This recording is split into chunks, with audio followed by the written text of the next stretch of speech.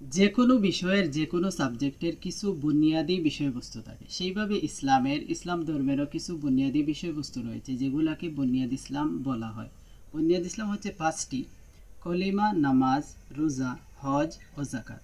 কলিমা লা ইলাহা ইল্লাল্লাহু মুহাম্মাদুর রাসূলুল্লাহ, অর্থাৎ আল্লাহ ব্যতীত আর কোনো মাবুদ নেই, মুহাম্মাদুর রাসূলুল্লাহ সাল্লাল্লাহু আলাইহি ওয়াসাল্লাম আল্লাহর রাসূল, একথা আপনাকে বলতে হবে এবং দিলে অন্তরে বিশ্বাস করতে হবে। এটা হচ্ছে প্রথমে কলিমা।